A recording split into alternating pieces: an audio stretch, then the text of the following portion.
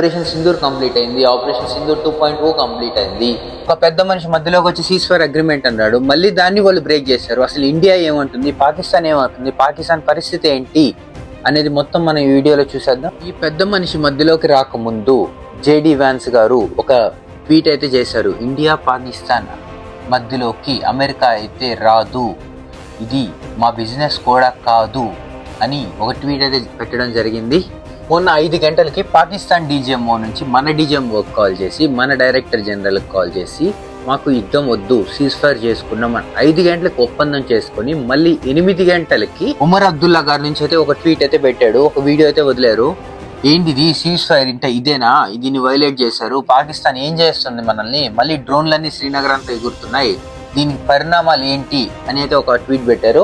ఆ ట్వీట్ పెట్టిన కాసేపటికి విక్రమ్ మిశ్రీ గారు ఒక ఎమర్జెన్సీ ప్రెస్ మీట్ అయితే ఏర్పాటు చేశారు. Violations of the understanding arrived at earlier this evening between the Directors General of Military Operations of India and Pakistan.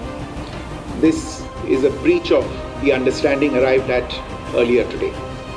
The armed forces are giving an adequate and appropriate response to these violations. మన DGMO నుంచి వాళ్ళ డీజీఎంఓకి hot లైన్లో call చేసి మరీ మాట్లాడారు.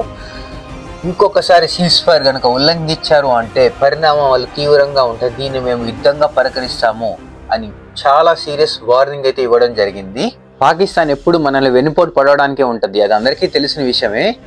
ఈ ceasefire అనేది agreement జరిగిన తర్వాత ఓకేలే వీళ్ళు చెప్పారు కదా, ఇంకా దీన్ని బ్రేక్ చేయరు కదా అని మన ఆర్మీ డిఫెన్స్ అన్నీ మనం ఊపిరి పీల్చుకొని కామ్గా ఉంటే ఈరోజు మనకి చాలా నష్టం జరిగేది. వీళ్ళు గుంటనక్కలని తెలిసి అన్ని యాక్టివ్గా అన్ని ఆ బుద్ధి ఎట్లాగో చూపించుకొని ప్రూవ్ చేసుకున్నారు. కాబట్టి మనం వాళ్ళు పంపించిన డ్రోన్స్ మిసైల్స్ అన్నిటినీ అక్కడికక్కడే ఎయిర్లో బ్లాస్ట్ చేయగా ఈ సీజ్ఫైర్ అగ్రిమెంట్కి వాళ్ళు ఎందుకు వచ్చారు అని మనందరికీ పెద్ద డౌటే ఉంటుంది. ఈ సీజ్ఫైర్ అగ్రిమెంట్ ముందు మన ఇండియా వాళ్ళ 12 బేసుల మీద, వాళ్ళ రేడార్స్ కానీ డ్రోన్స్ ఆపరేట్ చేసే బేసులు కానీ, వాళ్ళ ఇండియా ఒకవేళ దాడి చేస్తే వాళ్ళు ఎక్కడి నుంచి ఫస్ట్ స్టార్ట్ చేస్తారు, ఏ బేస్ నుంచి మన ఎయిర్ ఫోర్స్ మీదకి రాగలుగుతారు అన్న ప్రతి ఒక్క పిన్ టు పిన్ లొకేషన్ మీద 12 ఎయిర్ బేసుల మీద మన ఇండియా వాళ్ళ మీద దాడి చేసింది.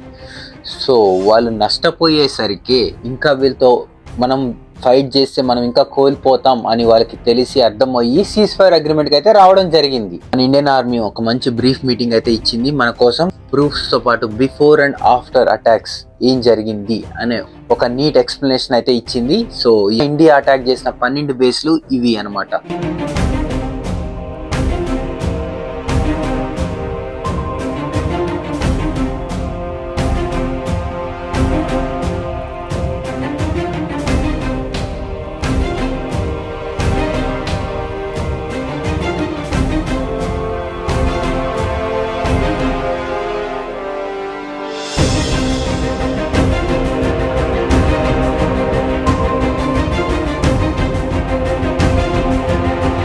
మన ఎయిర్ ఫోర్స్ దగ్గర నుంచి వాళ్ళ మీద అటాక్ జరిగిన తర్వాత ఈ 12 బేసుల్లో చాలా మంది ఆర్మీ అయితే వాళ్ళు కోల్పోయారు అని ప్రకటించారు. కానీ ఎంతమంది అనేది కౌంట్ చేయలేదు.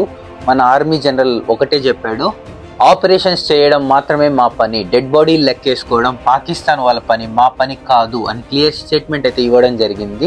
ఇచ్చిన క్లియర్ బ్రీఫ్ మీటింగ్ తర్వాత సేమ్ కాపీ క్యాట్ లాగా ఈ పాకిస్తాన్ కూడా సేమ్ ఇదే టెక్స్చర్లో ఇదే వేలో పాకిస్తాన్ డీజీఎంఓ, పాకిస్తాన్ వాళ్ళ ఎయిర్ నేవీ ప్రతి ఒక్క అఫీషియల్స్తో ఒక మీటింగ్ కండక్ట్ చేసింది.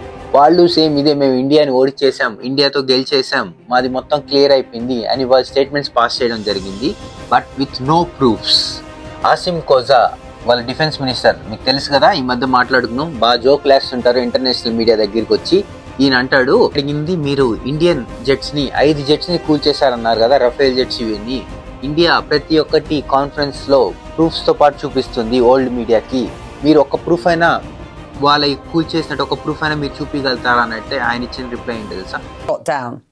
Where's the evidence for that, sir? It's all over the social media, on Indian social media, not on our social media.